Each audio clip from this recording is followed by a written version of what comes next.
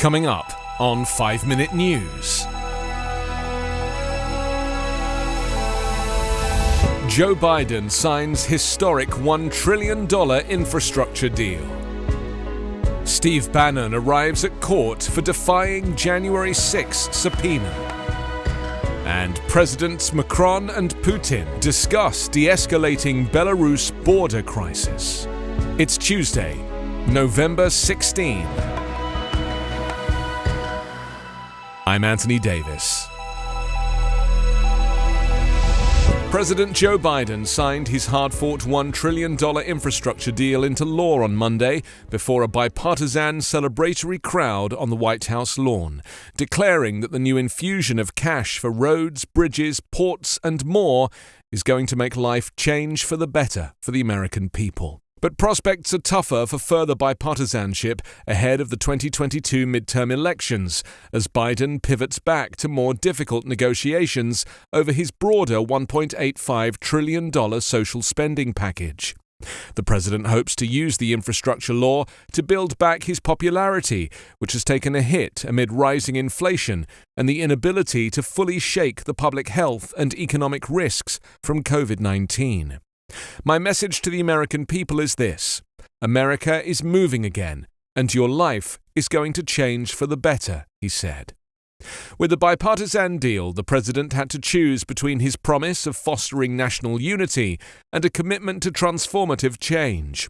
The final measure whittled down much of his initial vision for infrastructure, yet the administration hopes to sell the new law as a success that bridged partisan divides and will elevate the country with clean drinking water, high-speed internet, and a shift away from fossil fuels. Biden will go outside Washington to sell the plan more broadly in the coming days. He intends to go to New Hampshire today to visit a bridge on the state's red list for repair, and he will go to Detroit on Wednesday for a stop at General Motors' electric vehicle assembly plant, while other officials also fan out across the country. Longtime Donald Trump ally Steve Bannon appeared before a judge on Monday to face criminal charges for defying a subpoena from Congress's January 6 committee, then declared combatively outside the court that he was taking on the Biden regime in fighting the charges. Bannon did not enter a plea and is due back in court on Thursday for the next phase of what could be the first high-level trial in connection with January 6 committee. Outside court, he said he was going on the offense against the Attorney General, the Speaker of the House, and President Biden. He declared this is going to be a misdemeanor from hell for Merrick Garland, Nancy Pelosi, and Joe Biden. The 67-year-old Bannon surrendered earlier in the day to FBI agents. He was indicted on Friday on 2 federal counts of criminal contempt, one for refusing to appear for a congressional deposition and the other for refusing to provide documents in response to the committee's subpoena. Federal Magistrate Judge Robin Merriweather released him without bail, but required him to check in weekly with court officials and ordered him to surrender his passport. If convicted, Bannon faces a minimum of 30 days and a maximum of 1 year behind bars on each count, prosecutors said.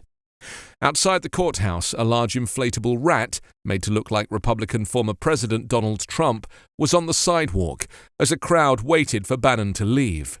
Some in the crowd shouted expletives at him and called him a traitor, and one man paraded around with a sign that read, "Clowns are not above the law." Steve Bannon promoted the January 6 protests on his podcast after predicting the day before that all hell is going to break loose.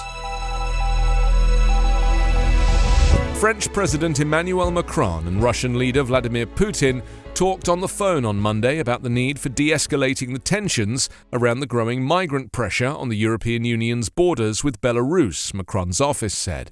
In the almost 2-hour talk, they also agreed upon the need for a humanitarian effort for the migrants, but did not announce any concrete steps, according to the Elysée statement. The EU says Moscow has a role in building the migration pressure and could actively help in easing it. The Kremlin's account of the conversation said Putin informed Macron about his contacts with Belarusian President Alexander Lukashenko and emphasized the necessity of discussing the problems that had arisen directly between the leaderships of the EU countries and Belarus. Putin also noted the extremely harsh treatment of refugees by Polish border guards, according to the Kremlin. Polish forces are blocking people from entering Poland and are pushing back to Belarus those migrants who cross the border. Also on Monday, Lukashenko spoke on the phone with Germany's outgoing Chancellor Angela Merkel for 50 minutes about the situation with refugees on the Belarusian, Polish, Lithuanian and Latvian borders, according to Belarusian state news agency Belta. They discussed ways and prospects of resolving the crisis and preventing its escalation, as well as humanitarian aid to the migrants. The calls took place as the EU ratcheted up pressure on Belarus by agreeing to slap sanctions on airlines accused of helping Lukashenko wage a hybrid attack against the entire bloc using migrants. The EU is also calling for humanitarian aid, as up to 4,000 migrants are stuck in makeshift camps in freezing weather in Belarus, while Poland has reinforced its border with 15,000 soldiers, in addition to border guards and police.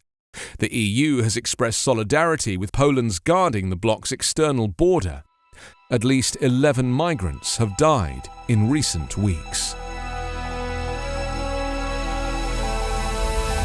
You can subscribe to 5 Minute News on YouTube with your preferred podcast app. Ask your smart speaker or enable 5 Minute News as your Amazon Alexa flash briefing skill. Subscribe, rate and review online at 5minute.news. 5 Minute News is an Evergreen podcast covering politics, inequality, health and climate, delivering independent, unbiased and essential world news daily.